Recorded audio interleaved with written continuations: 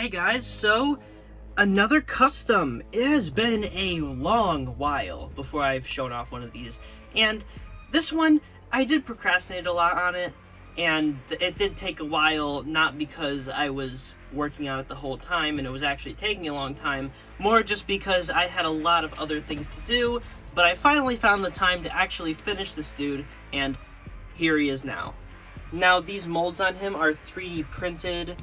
The Funtime Freddy head is 3D printed, Bonnie's head is 3D printed, Chica's head is 3D printed, this Endo torso is 3D printed, the rest is sculpted from scratch, and he obviously has a lot of real metal wires on him. So, yeah, his head does have articulation. You can turn it both ways and it will stay there. It's a little wobbly, but it gets the job done, and he can do basically all the poses you'd need him to. Not that that matters to the viewer, because, you know, you can't really buy this, but, you know. His face is fully 3D printed, which means he does have a full endoskeleton in there. You can see it there. Let's get it more in the light. You can see there, it's fully in there. He's painted very dirty and stuff. I painted him with flat like white, and then I went. Okay, so basically how I painted him was I had the 3D print, which was in kind of like a salmon color ish. Then I basically spray painted it black, and then lightly coated it with the colors it needed, and it ended up giving the nice dirty look of the Blob's face, which is very nice.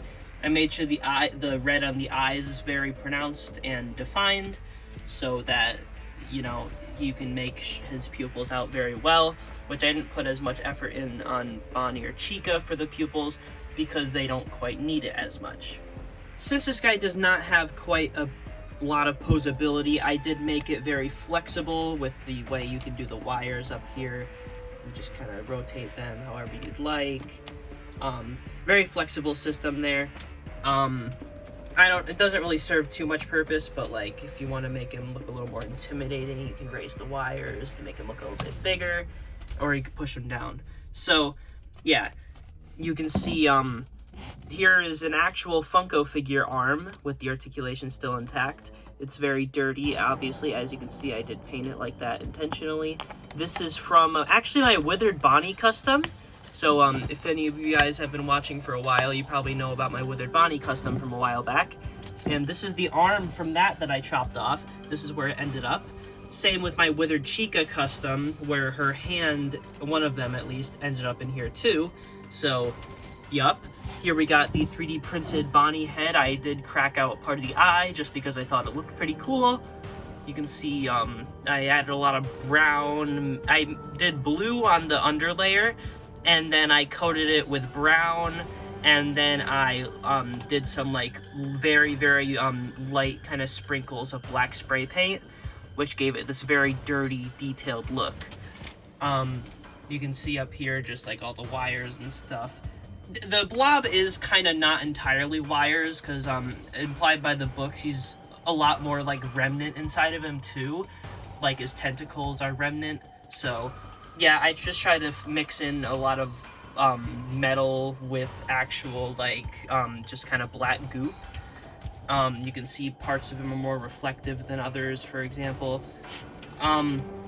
Here we got Chica, who is a lot more dirty than Bonnie, as you can see on the face.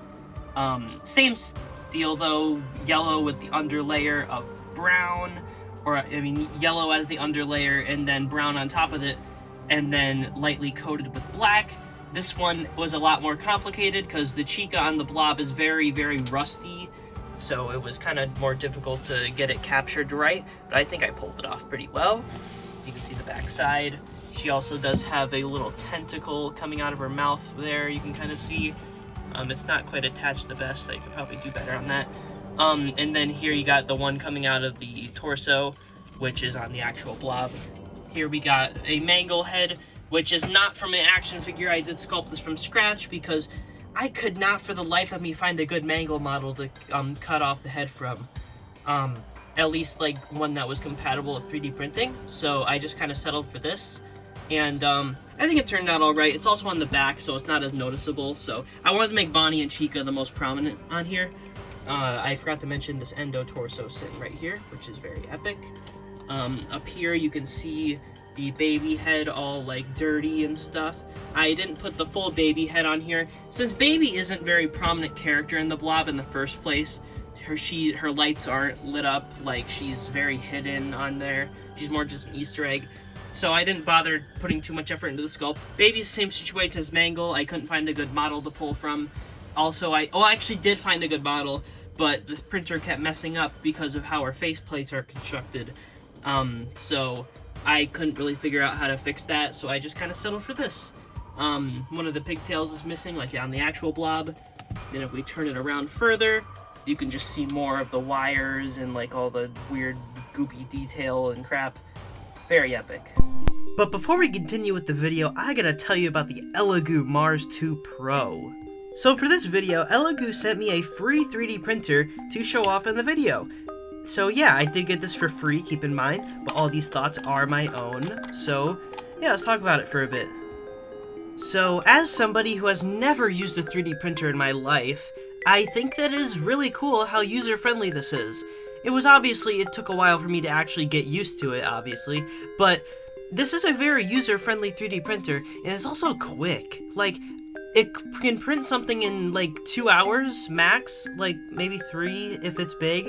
Like, very, very good like time with this. It does go pretty fast, which is awesome. It also prints very detailed. This is a resin printer, and yeah, there's obviously some like little defects in the prints, and I did have to fix up some of them because I didn't want to print them again. But yeah, overall, I would say this is a very, very good 3D printer. And yeah, if you're looking for like small detailed things to print, then yeah, this is probably the best one you could possibly get.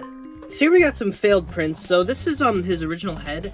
I dropped it on like the tile floor in the bathroom, which is where I have the 3D printer set up. It's in this like back area of the bathroom that has a door that closes off. But yeah, this is the original prototype for his head, and I remade it to make it slightly bigger.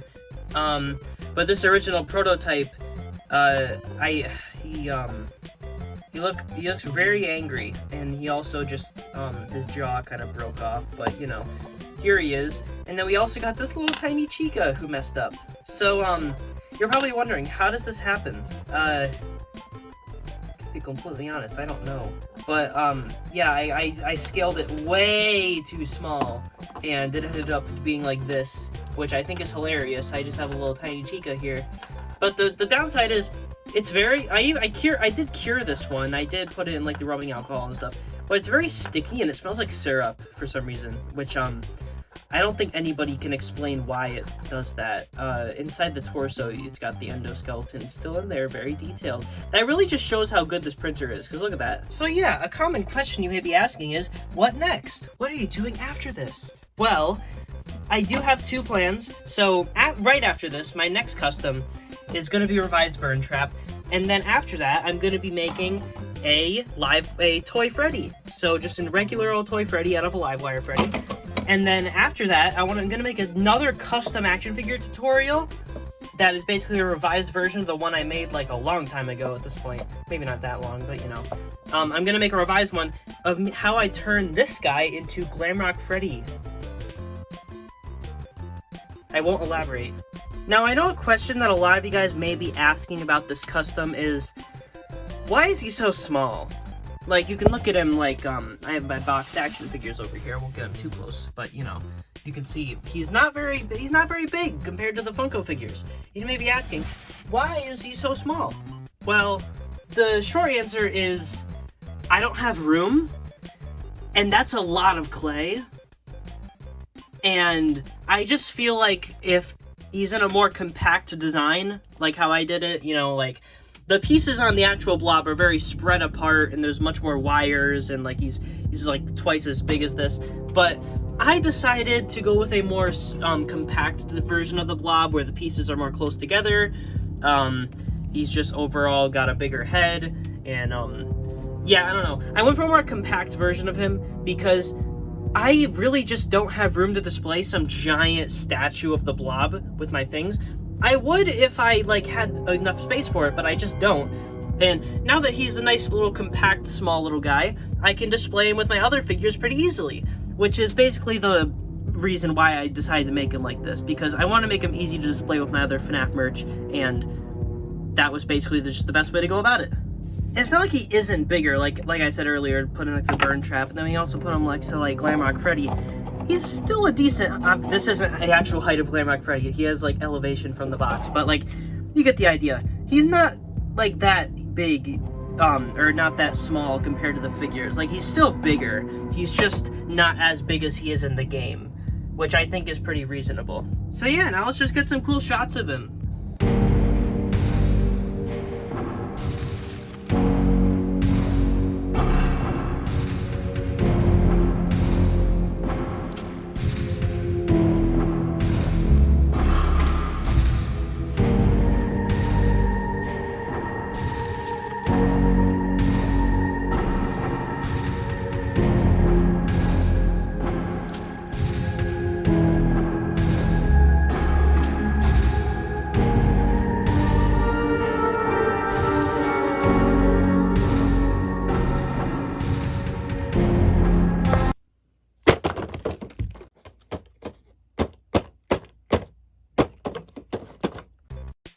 And just another shot of his back, just because, you know. And the other side.